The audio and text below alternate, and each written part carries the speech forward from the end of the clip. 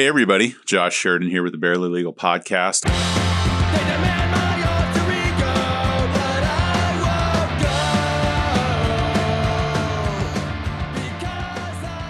On today's show, we have Kevin Gallagher. Kevin is a black belt in Jiu Jitsu. He teaches at Gracie South, I believe. Gracie, Tampa South. Yeah. And he is a big presence on social media. He's got his own podcast. He's been the host of some other podcasts.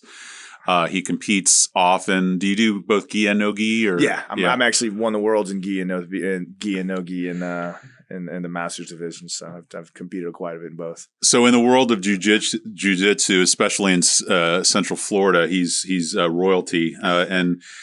For me, it's always interesting because I came up, and you'll probably hear this through the course of the interview, is there's kind of the different families or different schools that you come up with them. And each of them are unique for different reasons, but definitely Gracie is the top tier of what you think of when you think of jiu-jitsu, and Gracie South has been a growing school. I mean, I can remember back when I was training pretty good that there was a number of guys that were in the UFC that were training down there. I know Arroyo, and who's the other guy who broke his leg kicking somebody? That's Corey Hill. Yeah, he actually just passed away a couple. Did years he really? Ago. Yeah, he died a few years back, but he was an athletic phenom. I actually wrestled in high school with Corey Hill. Oh no, I had no idea. I'm sorry to hear that. Yeah, that's all right. Yeah. So, are you a Florida guy originally?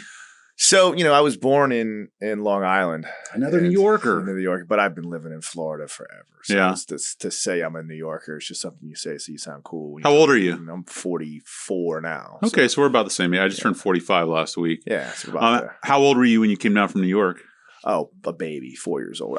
We moved from New York. My father was in the military, so we went from New York to Turkey for a few years. I think I was going into kindergarten when we moved to Tampa. So what's that, 6 years old, something like that? Yeah. Do you remember Turkey at all? Marginally, bits and pieces of it. Like not enough to say I remember it, but there are distant memories from my childhood that tend to kind of materialize when I think about it. Right. So brothers, sisters? I have an older brother and older sister. Okay. Did you guys scrap growing up? So they are from my mother's previous marriage. Okay. So they're significantly older than I am. Okay. So we didn't really have much of fraternal relations growing up. Right. They were kind of out doing their own thing at that point. So one of the things that I often contemplated when I was training a lot was kind of what my place was in the world of jiu-jitsu. And I have always been on the larger end of my class that I was in, whether in grade school or training. And I'm also extremely passive. I'm an only child. And so I always blamed it on not having siblings to fight with as a kid. They didn't make me tough. But you're gonna poke holes in that theory now. But I had this, when and you'll be able to talk more on this, but you kind of develop stereotypes of people that you train with, that you class. You've got one end of the spectrum and they're just 1,000%. There's the famous let's roll soft today, or let's just go through positions, and then it ends up that everybody's bleeding out of their eyes by the time that they're done with it. And then there's other people who are a little bit more passive.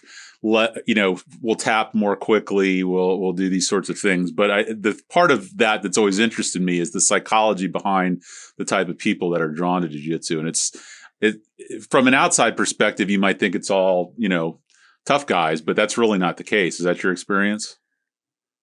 So, the question and the statement you made has so many prongs for discussion. Right. That it's difficult for me to even zero in on one aspect of that. So I think what you're trying to get around to is to kind of comment towards the people that are drawn to jiu-jitsu and the reasons why they come to jiu-jitsu. And I will tell you that from my experience, part of the thing that I think makes me as good of a coach as what I am is the fact that I understand people at a very intimate level. I consider myself almost an empath. An empath, exactly. I wish I wasn't sometimes, but almost as astute in psychological evaluations as I am in my jiu-jitsu evaluation. I was a bartender for 20 years. Is that where you sharpened your sword in that regard? I've always been the kid that needed attention. So when I was growing up as the kid that needs attention, you figure out ways to manipulate people into giving you that attention. Right. And I wish that I used those powers for good all the time. Unfortunately, Yeah. I'm still human. Well, you get older. You get older and you get better at not taking advantage of situations. But part of my job as a coach, and I think part of anyone's job as a coach, is to find out what motivates people. But you agree that different people come to it for different reasons. Yeah, I'm getting to that point. Sure. Yeah. I got a long answer for that. But the point I get, so like I said, I've coached jiu-jitsu for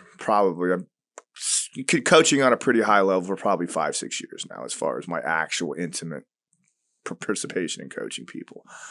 And a lot of those I have are private clients that I bring in from the outside. So yes, the question of people that are drawn to jiu-jitsu is, yes, most of the time the people that are on their own want to go take jiu-jitsu, come to jiu-jitsu for various different reasons. Some of them, want to get in shape. Some of them see some UFC fights and they think to themselves, hey, I want to come in there and get in the ring and get in the cage and maybe be a fighter. Some of them are just lunatics that have a twist in their brain. They've competed for so long doing other things that they have to find some kind of outlet. What I always tell people when I'm trying to get people to come into the room to do jiu-jitsu is I always tell them, whatever you feel like you're coming to do jiu-jitsu for, like whatever it takes to get to your room, use that to get. If you want to lose a little weight, sure, come to jiu-jitsu, lose some weight. If you want to learn how to be a fighter, sure, do that. If you want to get in shape, you want to learn how to do a little self-defense, fine, yeah, use that to get you in the door. But when you start training jiu-jitsu, you quickly realize that it's so much more gratifying on so many more cerebral levels than what you anticipated, that when you start getting in the room and you start digging into it, it's going to change your life. And it's difficult for me to explain that to someone that has never trained before. Right. I can't put somebody off the street and make them understand the amazing transformation it's going to have on your body and your mind and your soul. Not only that, but you build a family. I mean, when you're in it, those guys are you hang out with them at night, you hang out with them on the weekends, you text them all day. When I was in the thick of this, so the thing that happened to me, and it's not an excuse, but it's a reason, is kids kind of sent me down a different path. But before that, it was, I would be at work and just YouTube videos all day watching this. And then at night, you go to class every night, you talk about who's fighting this weekend, who fought last weekend, who's competing in the upcoming competition.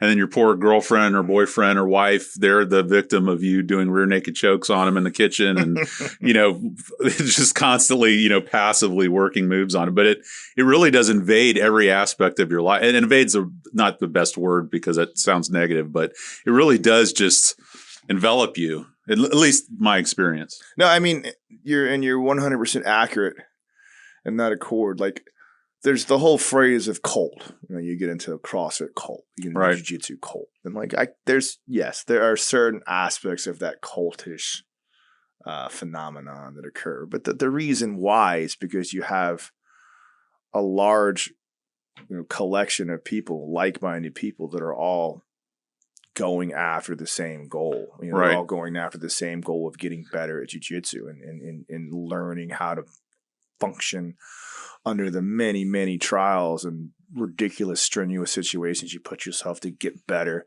at jiu-jitsu that it requires to get better at jiu-jitsu.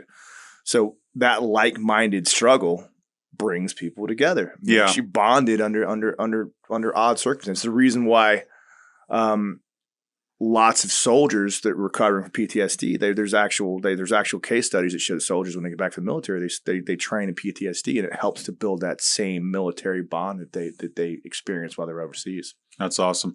Another thing, and you kind of touched on this too, is not only do people come at it from different places, but I think your reasons for doing it change over the course of your time doing it.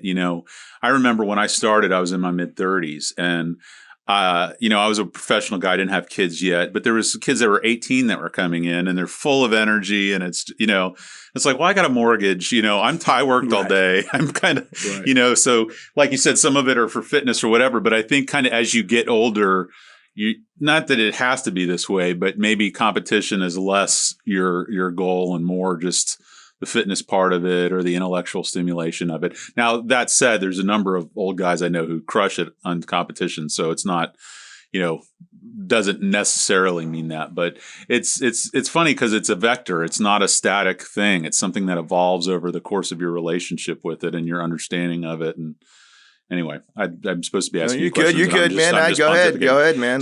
Were you an athletic kid? Yeah, I was always. So it's funny because I didn't really discover my athleticism until mid high school. I didn't really realize I was an athlete until I started wrestling. I had a proclivity to wrestling, and I got good at wrestling. Then I started playing soccer. I was good at soccer.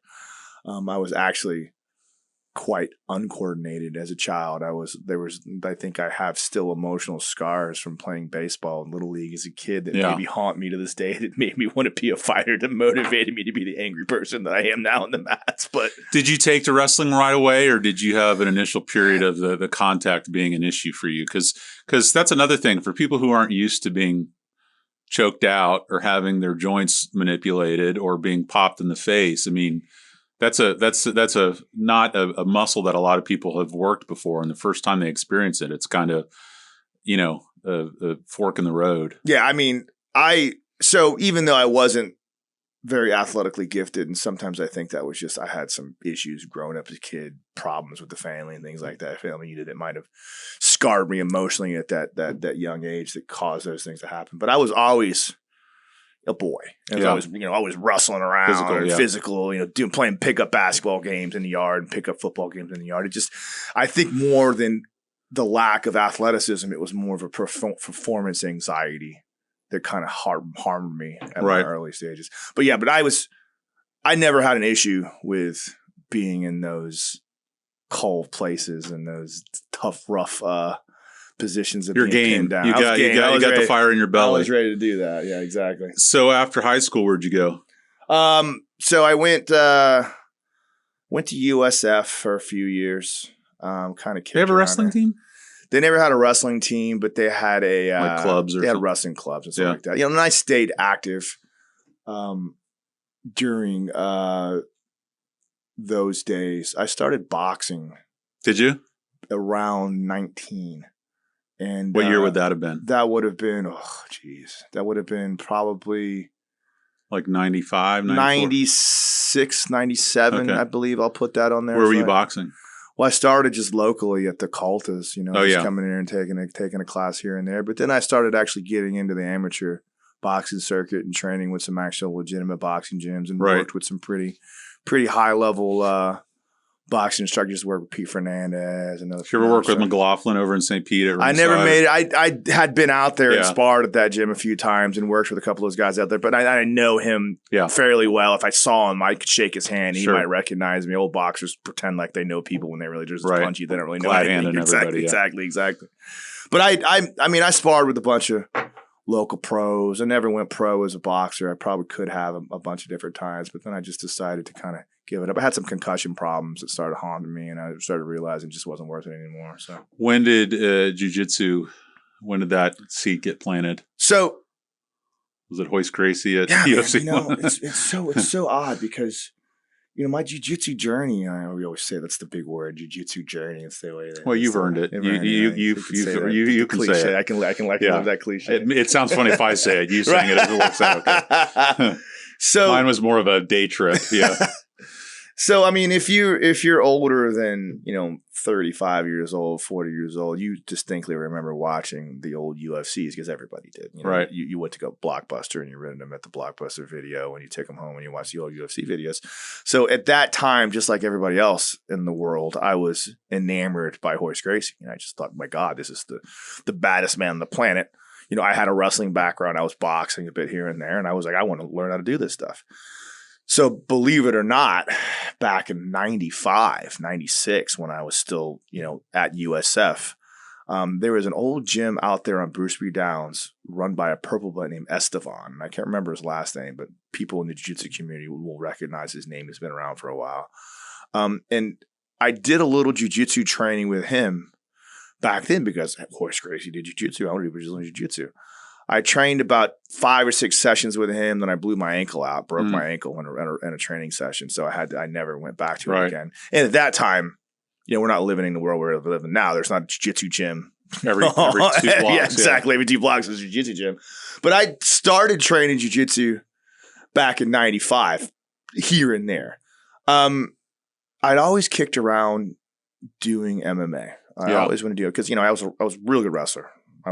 You have the three pillars: boxing, wrestling, and martial arts. I had not had jiu-jitsu training at that point. But that was the last box to be checked. Right, exactly. Like I mentioned the training in 96 as kind of an aside. It was just something I'll give it a shot. I mean, I had 3 sessions. To say I learned anything significant at that point, who knows how many bong hits and hiss acid I was on at that time. Right. Who knows what actually sunk in. This was the 90s in Tampa, Florida's rave culture, man. I was just talking about that today.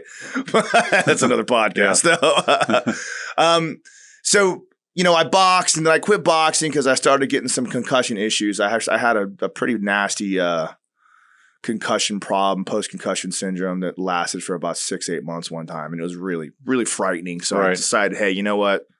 I can't box anymore. But I always had that fire. Like I always in my mind thought, man, like I kind of want to do this thing. And at the time, MMA was so new. Right. It was cockfighting. It wasn't even like, that's stupid. That's nothing. Right.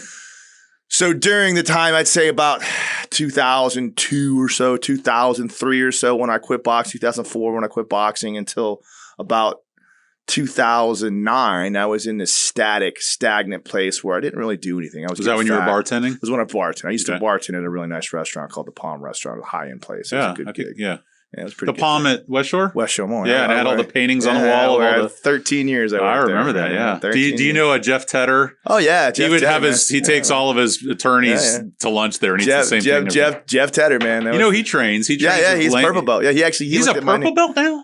Is he a blue? He's either a purple belt or a very high level blue belt. I think he's a purple belt. I think he got his purple. He's a big man. He's a huge man. Yeah, he is monstrous. He's like his 60s. 60, but he's still stout. I think he played professional football or something. Basketball. It was a basketball. Yeah, he looks like Ron Burgundy dunking on people in the old photo. That's so awesome. I'd love to see footage of that. But anyway, so long story short, like 2009-ish, I was kind of lost a little bit, listless here and there, and I really wanted to get some kind of outlet to quell that competitive desire I had inside of me. So I decided to give MMA another run. And in South Tampa, Matt Arroyo, who was my head instructor, had opened up a gym called Gracie Tampa South. And I was actually training and lifting at the gym he opened up at. It was a Choice Fitness. They had a fitness area, and then the back, his jiu-jitsu gym opened up in the back. So I was like, hey, you know what, man, I'll give this jiu-jitsu thing a shot because I want to be an MMA fighter. I'm going to go for it. And, about a year into it, I quickly realized that like the concussion problems just weren't going to let me do that. So I started training in jiu-jitsu and I started competing in jiu-jitsu. And then, here we are 10 years later. I'm black. Now, were you ever with Rob at the North School? Or? Yeah, I mean, me and Rob, I just hung out with Rob this weekend. Like I know Rob fairly well. So has it been Gracie from day one with you? Yeah. Gracie Tampa South, where I train at. And Matt Arroyo is a black belt under Rob Kong. Yeah, Rob Kong used to teach the gym. Like me and Rob are tight. I talk to him all the time on the phone and stuff. Now, so I don't know if you found this between concussions and getting older, but in the last couple of years, my ability to recall names and things is really softening. But he gave Guarino his black belt. Ryan, he used to judge all the MAGA competitions. He's a cop now in Pasco. Ryan, and I'm blanking on his last name. It's killing me. Ryan, Rob Kahn gave him his black belt. I don't know if Rob Kahn gave him his black. I think Eduardo de Lima. Oh, Eduardo, yeah. So I don't know. I probably know who you are because I trained a little bit with Eduardo. So he was up there by like Ehrlich on Dale Mabry for a long time. He bought the studio from another guy. It taught Taekwondo, Jiu Jitsu, all this such stuff. That was my second place. The first place, do you know Max Goldberg? He now teaches out in Arizona, but he was a black belt here. I don't remember if it was under Rob. Yeah, no, it was under Eduardo. Yeah, Eduardo. There's two. Yeah. In the Tampa area, there was Rob Kahn and Eduardo. And now, what's two, like, is one Gracie and Gracie Baja, or is it? So, I mean, I know that's kind of a played out discussion. It's exactly. That's a very, very long. Yeah. I mean, there's two lineages that pretty much go back to the same spot. The Gracie Bar guys broke with Carlos Jr. Right. to start off the Gracie bar system, and then Hoist Gracie or Helio Gracie continued with the Gracie lineage. So when you see Gracie Barra, that is from the Carlos Jr. lineage. And when you see when it's like Gracie Tampa, Gracie San Antonio, Gracie such and such, that is the Helio lineage. And it's is yours the Helio? Yeah, exactly. But it's all the same. It's all the same stuff. No. Now, my experience, and maybe you can comment on this, is that no gi was much bigger. So you're familiar with Hops and Mora, and it used to be Nova and Yao, but now there was There's always, and even like when you talk about lineages, you always have to talk about the Brazilians are nuts. It's I'm talking about the Godfather, like the five families split up. And this happens literally constantly. They're always at each other's throats. Right. So. When I was training there, every now and again, there'd be Gracie guys who came and visited. And my impression of them is they always loved no gi, and they were super like rough. Like when you rolled with them, you were getting after it. And I don't know, is that something that you think is unique to that school, or is there just all sorts and that's just one experience? It's always tough to comment upon that. And the reason being is because first of all, we'll get to the no gi versus gi. Yeah, because I think no gi is a big area for you, right? Right, yeah. But I compete do either. In both. Sure, I've literally throughout the course of my jiu-jitsu career, I've spent equal amount of times in both. I compete probably more in no gi simply because that's just what people want to see. That's just more people. There's more competition opportunities, particularly on the professional jiu-jitsu scene in no gi than there is in gi. Well, would you agree that over time those two, what do you want to call them? What would you call gi versus no gi? Schools or not schools? Yeah, but, so schools of thought. Schools of thought. I think early on, and correct me if I'm wrong, no gi was just gi with no gi on. But over time, when you have who's the 10th Planet and Eddie Bravo, it's gotten to the point where they're almost two different sports in a lot of ways. It would seem. I mean, the grips, the move. I mean, it's almost a different game. That's my impression, but I'd be interested in your opinion. Yeah, I mean, there's so many debates, and it depends on who you talk to to come up with that. But in the many people that I speak to that are true minds of the jiu-jitsu world, not just talking heads that want to say something because they want to push an agenda, like true people that really think at a truly esoteric. You just did a post on, was it Danaher? Drysdale, Robert Drysdale. But these are guys who are like the Plato and Socrates. Exactly. So, I mean, when you think about it in those terms, like I don't see a difference between my no-gi game and my gi game. And I say that in terms of the techniques of jiu-jitsu are all the same. If I'm going to do an over-under pass or a double under pass, it's going to be the same damn pass. I'm going to swing underneath the legs, pin him to the chest, walk around, and finish the stack pass, right? Now, there will be certain aspects of the technique of that pass where instead of grabbing my hands together, I'm going to grab a grip, or instead of using the underhook, I'm going to grab an arm, or I'm going to grab a grip, or I'm going to grab the collar or the sleeve or whatever. But the idea of saying that no-gi jiu-jitsu is different from gi jiu-jitsu, it's a fallacy. It's literally the same exact techniques. You're just doing different things. So when I talk about it in those terms, like when I'm getting ready for a no-gi match, I don't say I'm never going to put the gi on because I'm training in the gi. I'm just learning how to think in jiu-jitsu terms. It's the same damn thing. Maybe a different dialect of the same maybe language. A slightly different dialect, but at the end of the day, the techniques are 100%. Well, it's all leverage. Yeah. I mean, leverage and movement. Pinning. Yeah. There's different, obviously when you're working in the gi, there's different things. I have different lapel chokes and different ways I can use the lapel to come across and pin arms down and stuff. But there's also different things you can do in no gi that you can't do in the gi with heel hooks and things like that. As a always, now I'm very out of shape, but even when I was at the height of my training, I was still on the softer side of the guys. So as I always appreciated the gi because I could slow the quicker guys down. Yeah. When it's no gi, everybody's just slimy and moving. With the gi, I could, get a grip on your sleeve and your leg and just kind of take a breath. The one thing that I will say, and this is all about preference, because again, I'm going to say this because this is my opinion, but there are other people that will say otherwise.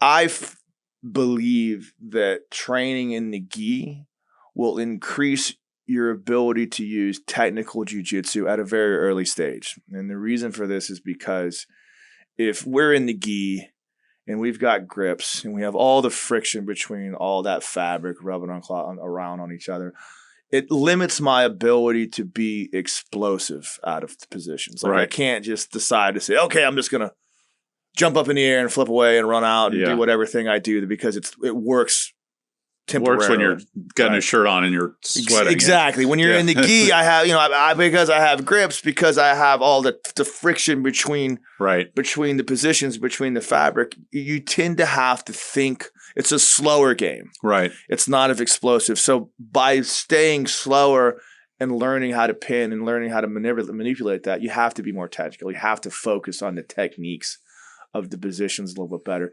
But, do I feel like you need to try? I have plenty of friends of mine.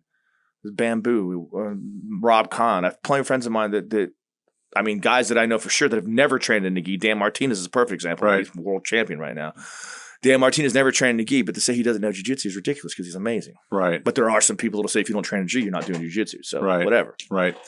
How have you seen the evolution of jiu-jitsu in the past 10 years? So when I started, it was about 2008, and it was right when UFC was taking off, and people were just going nuts jiu-jitsu. Like every class, there was 5 new kids showing up to class.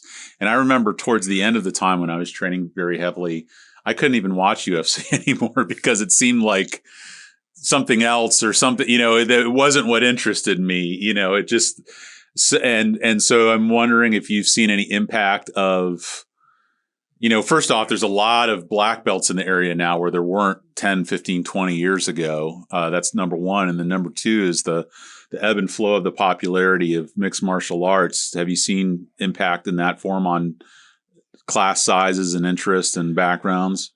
I mean, the last 5 years, we've seen a renaissance of jiu-jitsu interest. It's insane the amount of people that are training jiu-jitsu gyms, like you said, are popping up everywhere. Yeah. Everywhere. Everybody is training jiu-jitsu right now in some form or another.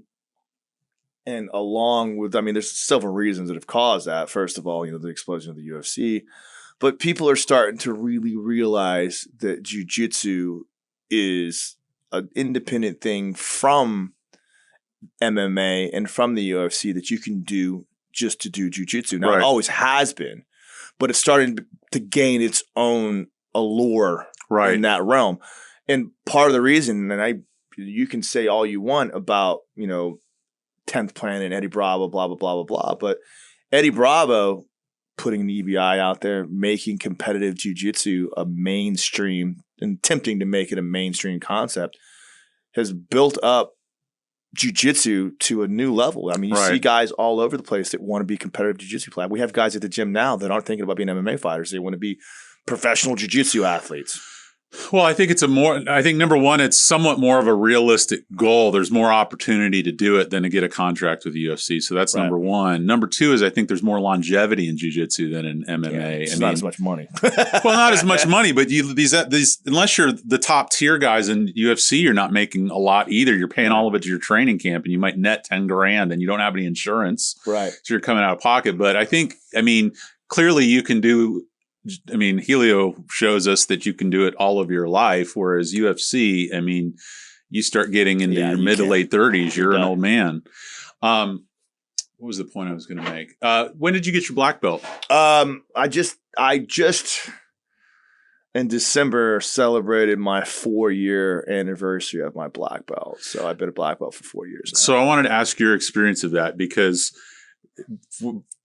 people will, if they're being honest, will tell you every time they walk into and out of class, they're thinking about the day that they get their black belt. It's something that, people just think about. And so when you finally got it, was it what you expected or was it just another day? Some people talk about it in hollow terms and other people say it was no different from the last practice I went to. I just had a different color belt on.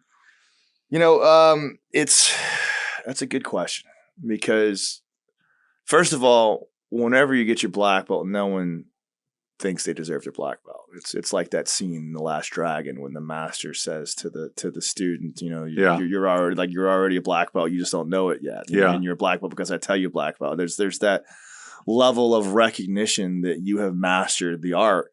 Imposter syndrome or whatever it is that they call it. 100%. So whenever you get your black belt, you don't really believe you're a black belt, but you are because your instructor said you are, and that's just the way it is. So put your hands up in the air and put your black belt on because that's the way it goes.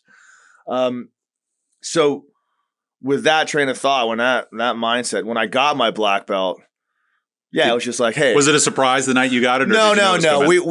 Sometimes it is, but in our group, Master Matt Arroyo, my instructor, he tells us 6 months ahead of time. Oh wow, we have belt ceremonies every 6 months. We have them in June and then we have them in December. So in the December ceremony, the last thing he does is he announces the black belts for the June ceremony. Same thing in June, he announces the black belts for the December ceremony. It's the only time you do that, and the reason why you do that is because it's such a momentous occasion.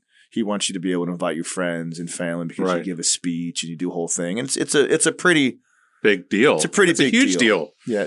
It's funny because I keep cutting you off, and I'm sorry, you're good, man. But I'll talk forever. You cut me off.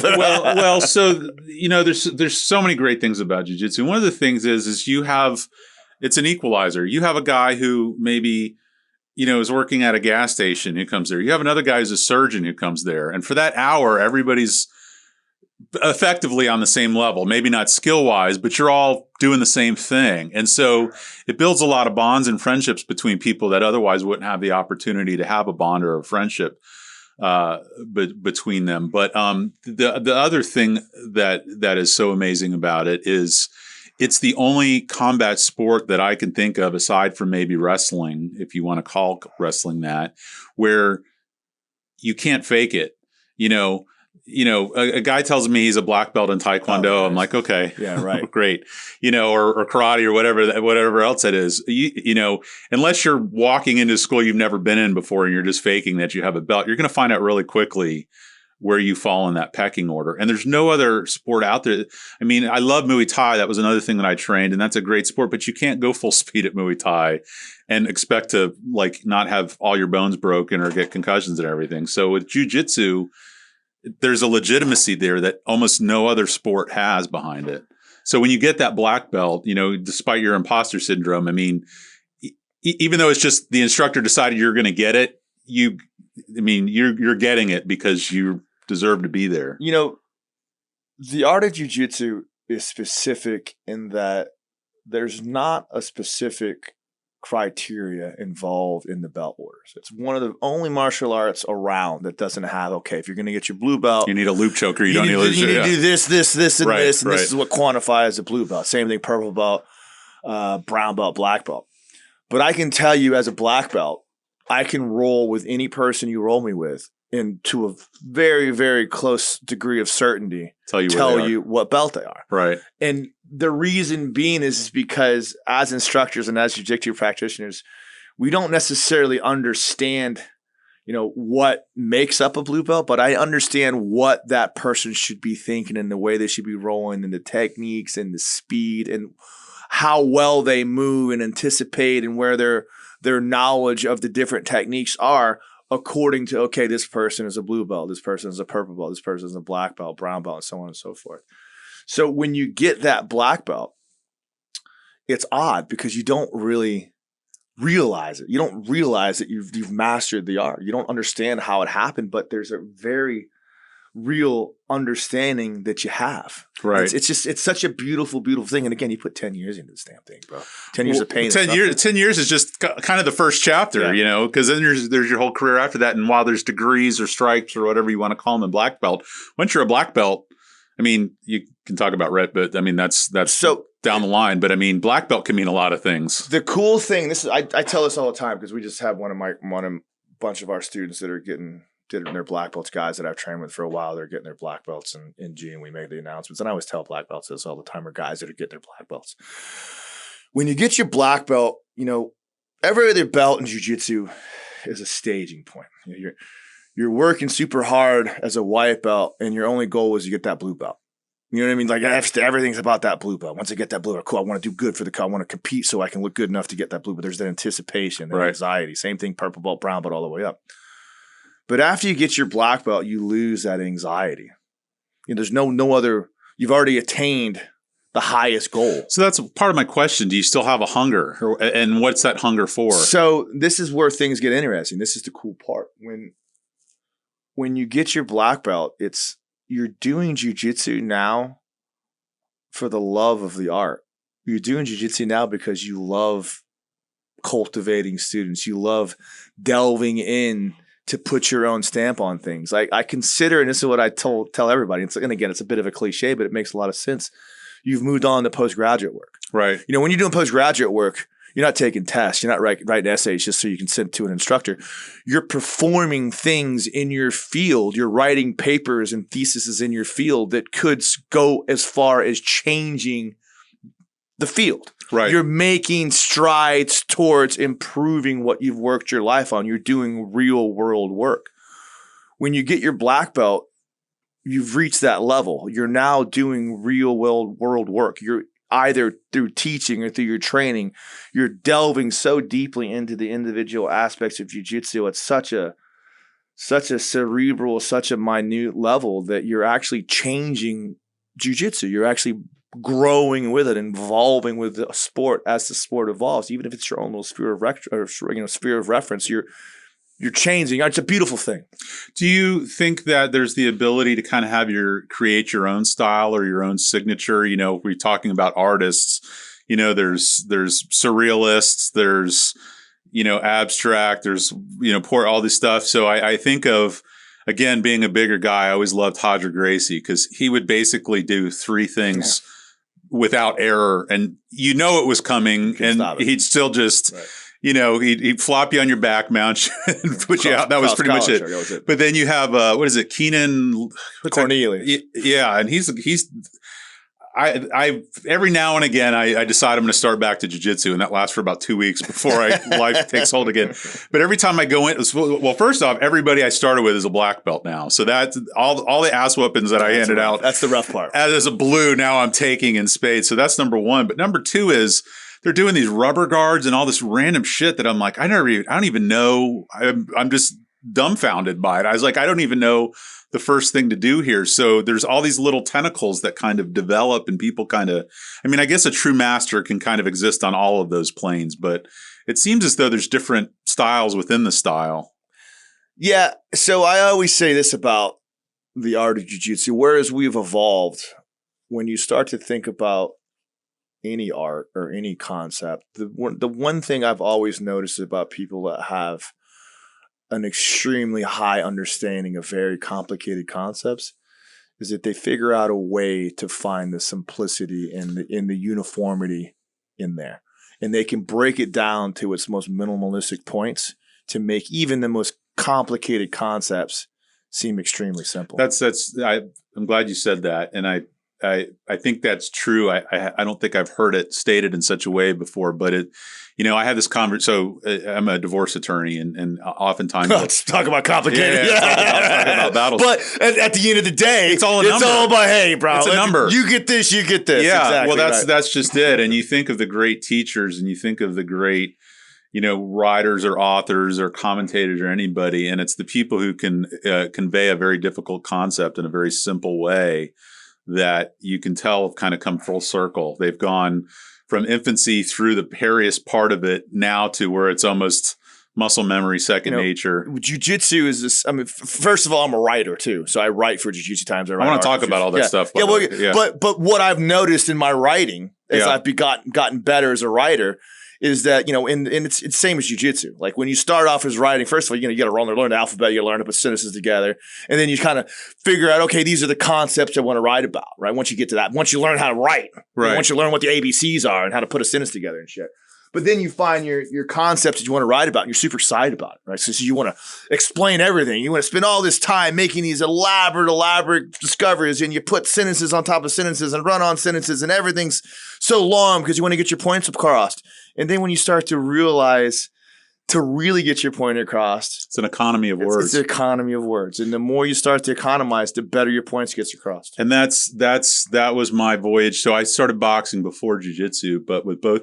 I remember the first time I stepped in the ring because I was older than all the kids in the class. I used to have to box the coach. Right. And the guy was 5-10 years older than me. And I was running around that ring doing all this shit. And I was exhausted within 5 minutes. And he said, you only have to be half an inch further away from my punch than my arm reaches. You don't have to be on the other side of the ring. So stop running around, stop spazzing out. And so then with jiu-jitsu, that was the same thing. And, you know, I've always, the people that I hated rolling with the most were white belts because you get them in a position and they'd spaz out and spin around or, you know, you catch an elbow in the face. Because you don't know what the hell they're doing because they're not doing jiu-jitsu. Yeah, right. It's just chaos. And so, but you know, again, as a bigger guy, and I don't know that this is good, but conserving energy and knowing when to move and when not to move and kind of all that stuff. So it really does. I thank you for drawing that line because I'm kind of seeing that is the economy of whatever it is that you're using to communicate. But when you truly understand something and when you truly have, you know, because my quest anymore as a black belt is, you know, like that searching for Bobby Fischer. You remember this show, Searching for Bobby Fischer? They always talk about Bobby Fischer found the soul of chess. He found what was really in the center of it. That means the game is amazing and strategy and all this stuff. But inside of it, there's a core and a soul that makes it real. You know, brings it to life. Gives it, you know, biological form or whatever. Hickson always, just to cut you off, always seems like the guy who got the closest to figuring that out. Exactly. Well, I can tell you stories about Hickson talking to some of his students. Yeah. He was an amazing person, still is an amazing person. But, you know, my goal in jiu-jitsu is to find that soul. It's what I search for. I find that inner thing that makes everything move. Because what I'm starting to find out now is even though I look for the simplicity of things and I try to minimize, I'm still enjoying going after the more complicated movements because when you start to think about the simplicity of why does that work? Why does that work? You can realize, oh, wow. All that really is just a pivot here and a roll through underneath, and then I pinch the knee across here to manipulate this joint, and I get the sweep or I get the leg lock off of that. It looks complicated, but the reality of it is it's just a combination of fairly simple movements that evolved into this very complicated system. So. Right. Now, competition, I know, is a big part of your life currently. Was that always the case throughout your jiu-jitsu journey? Yeah, I mean, I'm nuts. There's a part of my soul that burns to compete at all times. I don't know what it is. I don't know if was that from day one? From day one, from a kid. I've always had that competitive spirit. It scared the shit out of me. I hated it. I did it about 5 or 6 times. Every time I had an adrenaline dump, and I was so pissed off at myself because what I knew I was capable of in class and what I did on the mat in competition, I just scarred me for life. That always just. And I know people work through that after a period of time, but it was it's not. I talk a lot to my students too. Like I would love for everyone to compete. I would love for people to, because jiu-jitsu is all about conquering demons and learning how to move past that. I don't think it's a prerequisite. Yeah. I think you can get all the benefits of jiu-jitsu just from training, just getting there, going in the room and pushing yourself through the points of displeasure and discomfort and learn how to think under the duress of what real life scenarios are going to throw at you. Because that's the real beauty of jiu-jitsu. The techniques are amazing. Right. But the reality of it is the reason why jiu-jitsu is the greatest martial art for self-defense is because we recreate what a real life scenario is going to be like over and over and over in the gym. So whereupon we're not really learning the techniques. We are. But we're learning how to think under that duress and function under that duress. It's true. I mean, getting back to the point I made earlier, I remember the first time and the 10th time I got punched, and it sucks. But after a while, and same with jiu-jitsu. At first you get a knee in your sternum when someone's doing knee on belly or whatever. You get your, someone's chin in your jaw or whatever, your frenum or whatever, and you're just like, this is awful. But you get to the point where you're not even paying attention to that, and that was. It did have a psychological, I feel I was at my most confident in life and least fearful. I've always had trouble with crowds. And when I was in that went away. Like I felt like I owned my own space. I think I've receded since then, but I think it does manifest in how you feel about yourself and how you feel about your place in the world. Man, I will expound my love for the art of jiu-jitsu to whoever will listen because I truly believe that it will change anyone. For the better. jiu-jitsu was one of the rare sports, one of the rare things in the world that I have seen firsthand give a person whatever they're missing. Right. If you're a confident person, you're a little bit of an egomaniac, jiu-jitsu is going to humble you real quick, because you're going to find some 130-pound skinny little dude in the corner, some little nerd that's going to be able to hold you down on the ground, and you're not going to be able to figure out. He's going to tie you up in knots. If you are a bit meek and you have problems with confidence, jiu-jitsu is going to give you what you need. It's going to make you confident, because you're going to realize if you stick it out and you put the time in, just going through those processes will make you better at jiu-jitsu, will make you overcome quite possibly one of the most difficult things, getting your black belt, getting a blue belt in jiu-jitsu. That was the other. Sorry. Go, you good? No, because I forgot a point. Like I said, earlier. I'll talk forever. No, I don't mean to do it, but there was a point I forgot earlier, and this was the point I wanted to make, is I see doctors, lawyers, military people, police officers who are more proud and more elated by getting whatever their competition win is, or their next belt, than their medical degree or their law degree, or some with the birth of their child. I mean, it's funny how meaningful and important those benchmarks are in jiu-jitsu. Getting a blue belt in jiu-jitsu is one of the most difficult things that anyone will ever do in their life, just a blue belt. And I will tell you that I know a lot of my blue belts. If you get a blue belt in jiu-jitsu, like, you have a superpower. You might not realize it. Yeah. You might not think you do. But if you get in a confrontation in a street fight and you're a blue belt, like, you're at a very high success rate, even though you don't realize it. Right. Like, you have put the time in to work there. Because when you walk off the street as a white belt, like, you're just going to get your ass kicked. There's no other way around that. Well, not only that, but just not quitting in the first 6 months is a huge accomplishment. It's huge. When I got my blue belt, it takes about 2 years. Yeah. Depending on how much time you put. 2 years, year and a half to get your blue belt. When I got my blue belt, I literally was in my lifespan of jiu-jitsu accomplishments. Like, black belt's the most important belt. Purple belt's a close second. But the happiest I've ever been about receiving a belt was when I got my blue belt. Like, it was like, they throw this white belt away. They should almost call it the not white belt. Exactly. And I'm not a white belt anymore. But when you're a blue belt, you're in. You're in the community. You have made it. And when you get your purple belt, you're really in. You don't realize it when you get your blue belt. The purple belt's really the one where you're in the. Yeah. You're not going to quit. You're exclusive. VIP territory. Right? Exactly. So, competitions, what's the most recent one that you've done? Do you have any coming up? Or I just competed. So it's funny, I talked about competing. I've gotten to a point now, I think this last year or so, I've just kind of like, I've lost my. What's your family situation? Are you married? Man, I'm single, no kids, just a freewheeling bachelor. Jiu-jitsu fury, yeah. Trying not to let young women ruin my life. Right. Well, I mean, that can be, there's all sorts of off ramps on your jiu-jitsu journey, whether it's kids or injury or women or yes, there is. So there's life. Life does not support jiu-jitsu the way jiu-jitsu supports life. No, it doesn't. When did you start writing and doing the podcast and all that stuff? So, I mean, I've always loved to write. Yeah. I went to college for an English degree, and I never got it, but that was the goal. I wanted to write and stuff when I started college. And I've always been a writer. I've always enjoyed writing as a kid. Are you a reader too? Reader too. Yeah. I consumed books. I read everything. I went through this very angsty early 20s. Wasn't there a lot of Morrissey and Warren Black and the rave clubs we touched on already. William. Well, after I took all the acids and and burned my brain out, I decided I need to refill it with something. William S. Burroughs, all the freaking Kafka, and all those guys and stuff. But when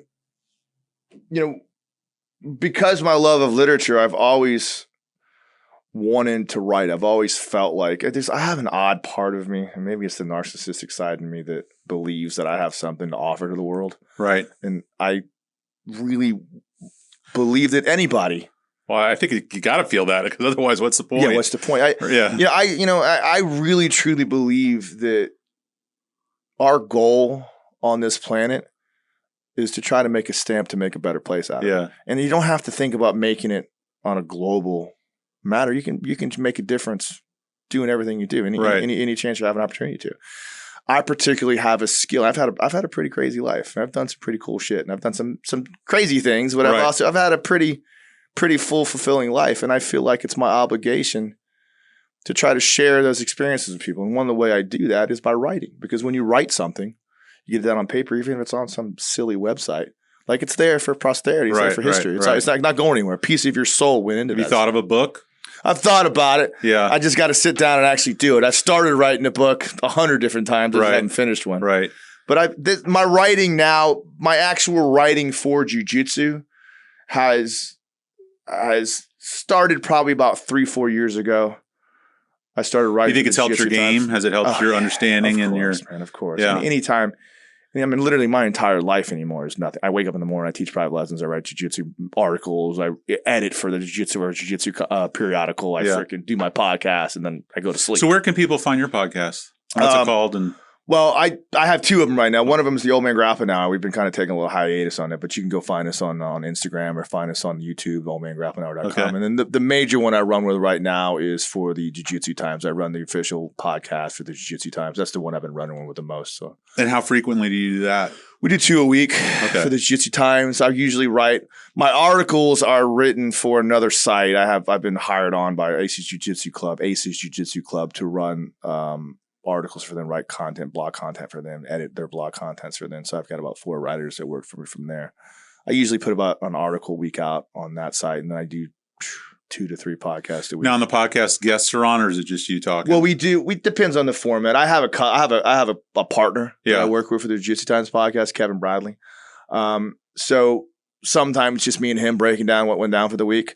We try to do one with a guest and one solo show every week, but we usually get some pretty high level. I mean, we've been getting with the Jiu-Jitsu Times. It gives me some clout, right, to go after high level. Who are some of the big names in Jiu-Jitsu right now? Like who are kind of leading the? Well, I mean, you can't talk about Jiu-Jitsu without talking about Gordon Ryan. I mean, it's actually, I think this is the longest any Jiu-Jitsu podcast has gone on without mentioning Gordon Ryan's name. Well, good. We checked that box off. We checked that box off. What school is he, or what's his? Well, what's his lineage? He trains under Hinzo. He's John Danaher's. Okay, so Danaher. He's John Danaher's. He's a very esoteric, philosophical kind of very interesting guy. He's different. Very interesting guy. But it's funny because it's different and interesting. As different as he is, he's also a pretty cool, down to earth dude. Like he moved from New Zealand to go to New York, and I think the early 80s, mid 80s or something like that. Right. Late 80s, somewhere in that area. But back when New York was still a cool place to live. And he worked in the nightclubs. He was a bouncer in the nightclubs, and he went to Columbia and got a master's degree in philosophy from Columbia. You know, as he was training jiu-jitsu, and he's worked out. He's if you pick a phenomenal, like, greatest of all time athlete in MMA. I mean, he's coached freaking George St. Pierre. He's George St. Pierre's head coach. You know, he coached Chris Weidman, and now he turned his agenda into jiu-jitsu. He started coaching Gordon Ryan and some of the other Danaher Death Squad. You know, he's amazing. He's one of the greatest fighting minds. He's a genius, philosophical genius that decided to teach jiu-jitsu. Right. It's an amazing thing. So, kind of 2 final questions. Sure. Future of Kevin Gallagher and future of jiu-jitsu. You can take them in whichever order you want to. Well, man, you know,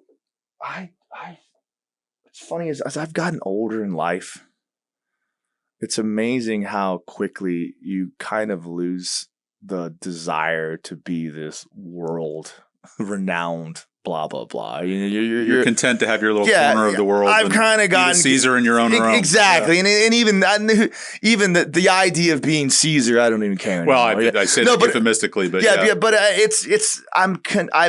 I'm doing things now, which is an important thing. And I'll give this little bit of insight to people. I've found a small little bit of success in the multimedia world in one way or another. And one of the tipping points that made me accomplish that is when you realize that don't hustle with the idea of getting famous. Hustle with the idea because you just love to do what you do. Yeah. When you put the work in and you stay consistent with it and you focus on things that you enjoy, first of all, you kind of enjoy doing it. This podcast is the best example of it for me because it grew its own legs, and it's just because I love podcasts. Yeah. You know, I hate doing family law. Yeah. That's my profession. And there's different opinions on how good or how renowned I am in it. But the podcast thing is not a chore for me. I love it. You know, it's a therapy session with a different therapist every time they come and sit down. So I hear what you're saying. You can't funk it though. You can't fake it. You got to you can't fake the funk. You have to put the work in. You Right. just have to work. You got to do it. You got to be dedicated. There's a very big difference between dedication and passion. Right. Right. And passion's great. It's very easy to do things you love when you're passionate about it, because everybody wants to do shit when you're passionate about things. Right. The hard part is being driven and dedicated to do it when you're not passionate. You think I want to write a jiu-jitsu article, 1,000-word jiu-jitsu article every week? Yeah. Sometimes I love it. Sometimes the words flow out. There's a lot of times where it's discipline, like, you know. I gotta make 50. I'm making $50 on this thing. Let me just crank it out because this is what I gotta do to make the $50 and get it done with. But you get better at it and you build that content. And sometimes the ones that I hate and I feel like are horrible are the best ones. Yeah, right? yeah. So, what, your own school, anything like that, or? Yeah, I mean that's I'm really enjoying teaching private lessons, man. I always feel like St. Pete is unconquered territory. And Yeah, maybe that's old thinking, but I've always been amazed at how little schools there are in St. Pete. The problem, not the problem, but the issue I run into is the fact that I stay under the Gracie Tampa umbrella, so we have a gym in St. Pete already, so I can't go to St. Pete. My goal is Trinity, Florida. Oh yeah, I'm already on. I've got my flag planted, stuck in the ground out there. Unfortunately, all the COVID stuff. I was supposed to open up at the beginning of 2020, but obviously, COVID destroyed all that. So I'm biding my time. I'm going to go start exploring again after the first of the year if we don't have a civil war or a pandemic. Have you seen much politics in the classroom? Like, has that invaded the? I will tell you that. I obviously have my views. I just had a falling out with one of my guys. It's hard. Recently about it. It's hard. Yeah. We try at the gym because it's such an equalizing factor and we're such family oriented. It's like we don't need that shit here. Yeah. I mean, I've got freaking devout Muslims that train with the Christians all day long, and different aspects along that. Black Lives Matters with it's when you come to the jiu-jitsu mat, like leave that shit at the door. And I don't want to hear about it. I don't want to talk about it. We're brothers here on the mat. Don't you just think about something like that and think about how amazing the world would be if we could just see eye to eye like that. That's the greatest thing someone ever said to me is I want to go back to a time where we don't talk about politics. That's what I remember. It's funny. It's funny you say that too. I don't want to fucking get too into it. I remember the days when all my ding dong friends, the Chad drinking or the Monster energy drinking Chads, like they didn't care. They didn't care about you get the exception. They didn't care about politics. Because it wasn't cool. Right. Like now you see all these media blown down everybody's face. It's like, guys, it wouldn't give two shits about. You have to have an opinion on it. Wouldn't care about politics because at the end of the day, bro, it ain't gonna change shit. I love the idea. I would like to push things in a certain direction just because that's what I believe. Sure. But the world is going to keep turning. I'm still going to have a freaking job, and so are you. Maybe you make a little bit of money. Maybe you'll make a little bit more money. The world ain't going to stop turning. Where do you see jiu-jitsu in 10 years? So, I mean, I hope it continues to grow. I hope it continues to be the amazing sport that it is. I was bummed that it can't get a toehold in the Olympics. And that's because wrestling and jiu-jitsu, I guess, are too similar. But what was it, like fucking breakdancing or something? Yeah, breakdancing got in. I think a lot of the problem is just because we're so fractured over a rule set. There's so much infighting within the different. But it seems so ideal for the Olympics. More so than wrestling, more so than judo, more so than boxing. It's funny you say that because one of the things we always like my co-host on the Old Man Grappling Hour, Sonny Parlin, brings up to me all the time as we talk about. We always make this joke. He's like, in our world, in our realm of spectrum, right? Jiu-jitsu is amazing. It's huge. But the reality of it is there are more people that watch curling than jiu-jitsu. Yeah. Worldwide. It's just not as big of a sport internationally as we would like to believe it is. I still think it should be in the Olympics over breakdancing. But, skateboarding. And I love skateboarding. Yeah, exactly. Right. As you've got your decks on the back wall. Yeah. I hope for jiu-jitsu to continue to grow because I love the sport. Like I said, even without the actual idea of competitive, I don't care if it goes in the Olympics or not. I'd like to see it there.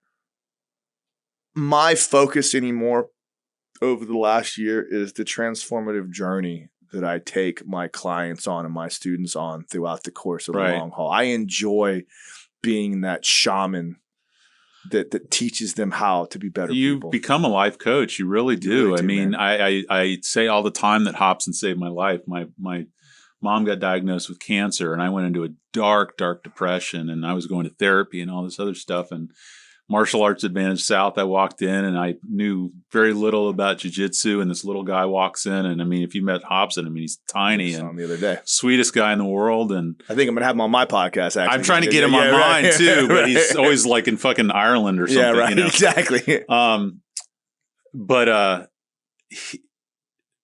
You know, he just flips the stereotype on its head of what you expect it to be and what it is. I mean, he's such a family man. He's such a sweetheart. He's such an intelligent, good dude. And you mentioned the little guy and the big guy. I remember the first time my wife came to a class, I was rolling with Hobson, and you know, as a white belt rolling with a black belt, or you're just like, you're frozen. I know if I put my arm there, or I know it. And so at some point I turtled up and I felt his weight on top of me, and then I didn't feel his weight on top of me, and then I felt it right in the center of my back. He like jumped up and was like standing on my back while I was turtled up because I wouldn't do anything. I always love that story. Well, where can people? You mentioned briefly, but where can people find you on social media, Instagram, Facebook, these sorts of things? You can check me out at unclecoachkevin.com on Instagram. You can find me on Facebook at Kevin Gallagher. You can also follow most of my writing on AC Jiu-Jitsu Club.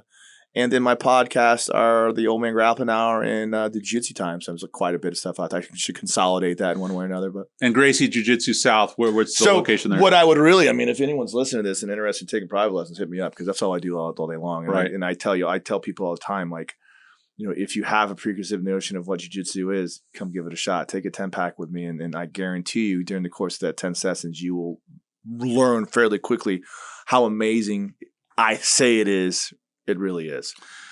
Kevin, you've outshined any expectations I had. I really appreciate you coming down. It's funny how I thought I knew you, and you didn't turn out to be who I thought you were. But that is a funny story. Well, right? it still kills me because I'm trying to think who the guy is, but I swore it was you. There was two brothers, wrestling brothers, and they used to crush everybody in class, and you look like the older one. There was a dark-haired one and a red-haired one, and I thought we made a connection. Yeah, so well, there you go. The universe was on our favor. Thank you so much for coming down. I wish you the best of luck. Happy holidays. Merry Christmas. Yeah, thank you too, All brother, right, man. Yeah. Take care.